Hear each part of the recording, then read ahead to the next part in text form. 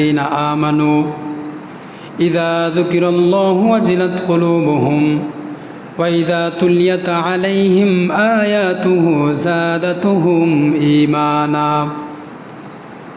আল্লাহ পাক রব্বুল আলামিন কোরআনের ভিতরে জানিয়ে দেন, ইন্নামাল মুমিনুন, নিশ্চয় যারা মুমিন, ওয়া ইযা যুকিরাল্লাহু ওয়াজিলাত কুলুবুহুম, তাদের সামনে যখন কোরআন পাঠ করা হয়, তাদের সামনে যখন কোরআনের আলোচনা করা হয়, তাদের সামনে যখন কোরআনের কথা বলা হয়, তাদের সামনে যদি দ্বীনের বিষয়ে কোনো কথা বলা হয়, তারা যদি জিকির আজগার করে থাকে, কুলুবুহুম ওয়া ইযা তুলিয়াত আলাইহিম আয়াতুহু যাদাতুহুম ঈমানা, এবং মুমিনের সামনে যখন কোরআনের আয়াত তেলাওয়াত করা হয়, কোরআনের ব্যাখ্যা করা হয়, কোরআনের কথা যখন বলা হয়, তখন মুমিনের ঈমান বৃদ্ধি হয়ে যায়।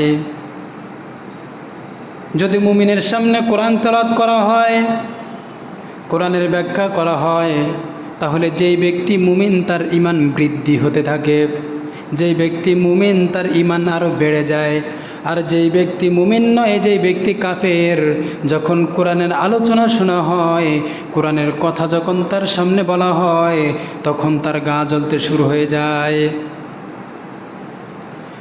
এজন্য আল্লাহ পাক রব্বুল আলামিন বলছেন, ওয়া ইযা যুকিরাল্লাহু ওয়াজিলাত কুলুবুহুম ওয়া ইযা তুলিয়াত আলাইহিম আয়াতুহু যাদাতুহুম ঈমানা। মুমিনের সামনে যদি কোরআন তেলাওয়াত করা হয়, তাহলে মুমিনের ঈমান বৃদ্ধি পায়।